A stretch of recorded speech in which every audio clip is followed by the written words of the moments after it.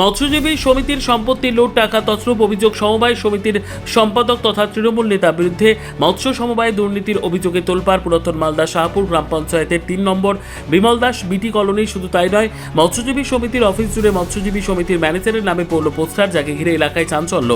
মৎস্য সমবায় সমিতিতে কোটি টাকার আর্থিক তছরূপ ও সম্পত্তি লুটের অভিযোগে তীব্র চাঞ্চল্য পুরাতন মালদায়।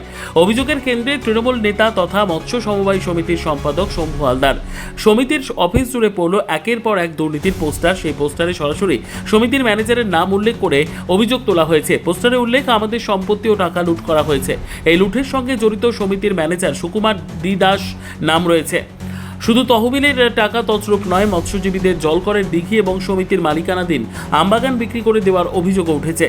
ঘটনা সামনে আসতে এলাকায় নেই সম্পাদক তথা তৃণমূল নেতা শম্ভু হালদার। পুরাতন মালদা এলাকার প্রায় 400 জন মৎস্যজীবী এই সমবায় সমিতির সদস্য।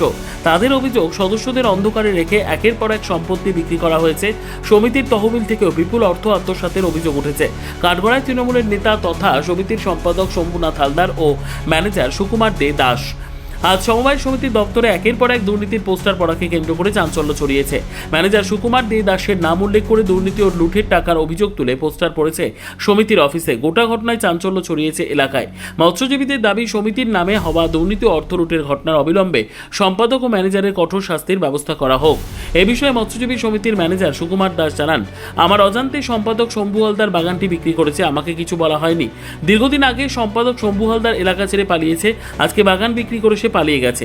এই ঘটনায় শুরু হয়েছে রাজনৈতিক তরজা। শাহপুর গ্রাম পঞ্চায়েতের বিজেপির সদস্য শঙ্কর মণ্ডল জানান, মৎস্যজীবী সমিতির সম্পত্তি বিক্রি হয়েছে, এটা সত্য।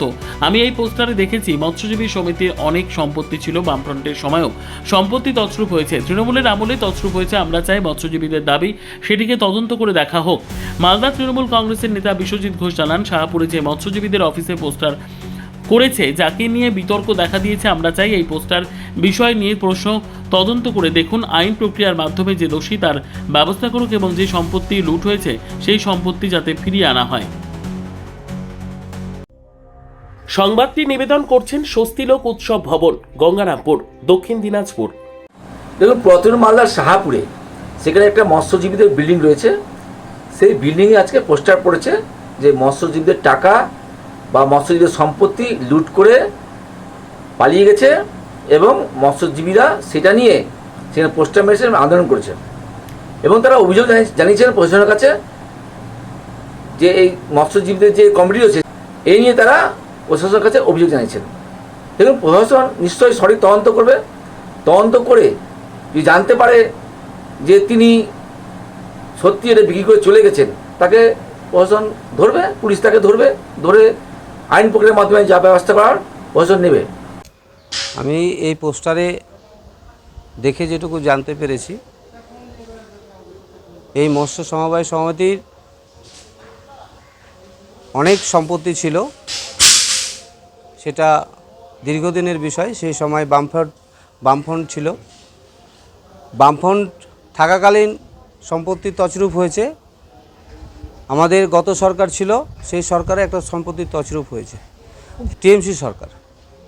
এই সরকারের তছরূপ হওয়ায় আমি যে নোটিশ দেখেছি, সেই নোটিশে এই পোস্টারে পূর্ণ তদন্ত হওয়া উচিত। যারা এর মধ্যে জড়িত থাকবে তাদের পূর্ণ শাস্তি হওয়া উচিত। ফলকর কিছু নেই। এর আগে একটা পুকুর ছিল, পুকুরটা বিক্রি হয়ে গেছে। হ্যাঁ, পুকুরটা বিক্রি হওয়ার পরে আমাদের আর সমিতির কিন্তু জলকর বলতে আমাদের মহানন্দা। তবুও এখন তো চলতি নদী, কেউ পয়সাপাতি দেবে না, চলতি নদীতে কেউ পয়সাপাতি দেবে না। তার মধ্যে মনে করেন যে আমাদের বাগান ছিল একটা, বাগানটা চুরি করে বিক্রি করে চলে গেছে। ওরা চলে গেছে সুকুমার দে দাস, শম্ভু হালদার সেক্রেটারি। শম্ভু হালদার হচ্ছে সেক্রেটারি। ও এখান থেকে পালিয়ে গেছে একদম। আর দে দাস আছে, ইনি হচ্ছেন আমাদের সমবায় সমিতির ছিলেন। হ্যাঁ, 400টা মাথা, 400 মাথার, মনে করেন যে 400 মাথার লোক সব টাকা খেয়ে চলে গেছে এখান থেকে। ব্যুরো রিপোর্ট, উত্তর বাংলা সংবাদ।